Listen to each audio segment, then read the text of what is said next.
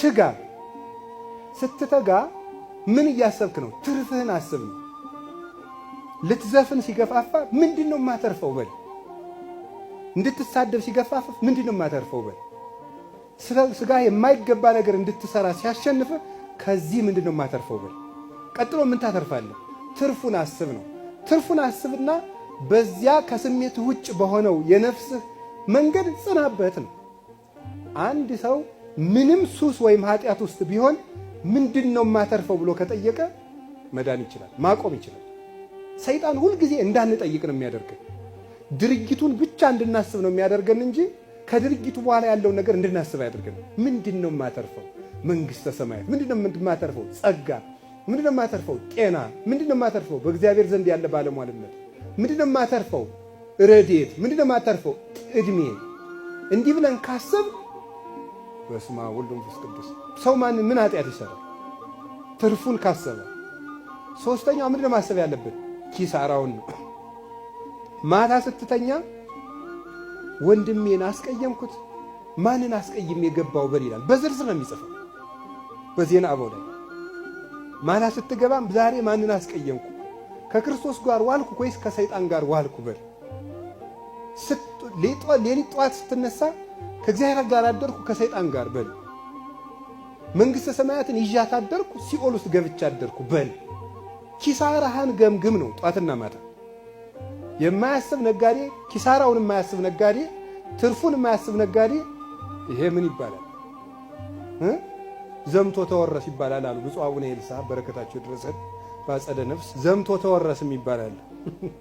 ዘምቶ ተወረስ ማለት ምን ማለት እንደሆነ ሆሆ ልትወውሽ ከጦርነት ጋር እንዳይገናኝብኝ። ነገሩ ግን ያለ መጽሐፍ ላይ ነው። ልናገረው ምን ማለት መሰላችሁ? ዘምቶ የሚወረስ ማለት ዘመቻ ሊያስፋፋ ወይም ግዛት ሊያስፋፋ ወደ ሌላ ሀገር ውጊያ የሚሄድ ንጉሥ ነው። ሲሄድ ግን በምስራቅ ወደ ምስራቅ ግዛት ሊያስፋፋ ሲሄድ ምሳሌ በምዕራብ ባለው ድንበሩ ምን አላስቀመጠበትም? ጠባቂ አላስቀመጠም። ከዛ በዚያ ግዛት ሊያስፋፋ ሲሄድ ምኑ ተወርሶ ይቆየዋል? ራሱ ቤተ መንግስቱ ተወርሶ ይቆየዋል። እንዲህ ያለ እንዳትሆን ይላል። ማሪሳቅ እኮ ነው የሚለው። እንደዚህ ያለ እንዳትሆን ዘምተህ እንዳትወረስ ግዛትህን ሳትለቅ ተዋጋ ይላል። ግዛት የተባለችው ጸሎት ናት። ጸሎት አቋርጦ አገልግሎት የለም። ከዚያ ወጥተህ ቤተ መንግስትህን ለቀህ አትዋጋ። ቤተ መንግስት ጸሎት ነው። ከጸሎትህ ወጥተህ ሰይጣንን ማሸነፍ አትችልም። እንደዚያ ዘምቶ እንዳይወረስ ነጋዴ ትርፍና ኪሳራውን እና ትጋቱን እስቲ አሁን ነጋዴ ያስቡት። የነጋዴን ትጋት አስቡት። ለንስሐ አባት አይገኝ፣ ጉባኤ ላይ አይገኝ፣ ምን አይገኝ። አብዛኛው ነጋዴ አንዳንዱ እንዲያውም ኧረ ልጄ ጉባኤና ተብሎ ሲደውልለት መዋጮ ሲኖር ጥሩኝ ይላል። ነፍሱን ብር ሊያወጣው ነው እንዲያው ማለት። እንዲህ አድርጎ የሚያተጋው ምንድን ነው? ትርፍና ኪሳራ ነው። ትርፍና ኪሳራ ይሄ ዓለም ንግድ ነው። ወበከመ ብእሲ ዘይነግድ ወፀዋ አግብርቲሆሙ ንዋዮ ይትገበሩ ቦቱ። መንግሥተ ሰማያት ሕገ ወንጌል ተስፋ እግዚእነ ኢየሱስ ክርስቶስ ሩቅ አገር የሚሄድ ነጋዴን ባሮቹን ጠርቶ ያተርፉበት ዘንድ መክሊት የሰጣቸውን ሰው ይመስላል አይደል ያለ። እንድንነግድ ነው። ዕድሜ ንግድ ነው። ወጣትነት ንግድ ነው። ሽምግልና ንግድ ነው። ትዳር ንግድ ነው። ምንኩስና ንግድ ነው። ሹመት ንግድ ነው። ነጋዴነት ንግድ ነው። እጃችን ላይ ያለው ነገር ሁሉ መንግሥተ ሰማያትን የምንገዛበት መነገጃ ወረታችን ነው። ሁሉ ነገር እድል ነው። ጊዜ እድል ነው። ጧት እድል ነው። ማታ እድል ነው። ቀን እድል ነው። ትራንስፖርት እድል ነው። ሁሉ ነገር ክረምት እድል ነው። በጋ እድል ነው። ማጣት እድል ነው። ማግኘት እድል ነው። ካገኘ የመስጠት እድል ሰጥቷል እግዚአብሔር። ካጣህ የማመስገን እድል ሰጥቷል።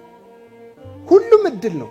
እግዚአብሔር በሰጠን ነገር ሁሉ ከተጠቀምንበት መንግሥተ ሰማያት የማንወርስበት አጋጣሚ የለም። ሁሉንም ለመንግሥተ ሰማያት ከተጠቀምንበት ይሄንን ነው። እስኪ የጸናውን አስቡት። ይሄን እያሰባችሁ ተስፋችሁን አስቡ ነው። ክርስቶስም መከራውን እያሰበው እሱ ተስፋ አይፈልግም፣ ራሱ ተስፋ ነው።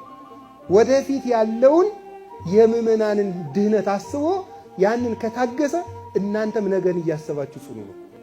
ዛሬ የጸሎታችንን አዝመራ ላናጭደው እንችላለን። የመስጠታችንን የማገልገላችሁን ዋጋ ላታገኙ ትችላላችሁ። ግን ነገን እያሰባችሁ ነው። ይሄንን ነው የነገረን። በመጨረሻ የጸናውን አስቡ። እንግዲህ ጌታችን እያሰብን መጓዝ ነው።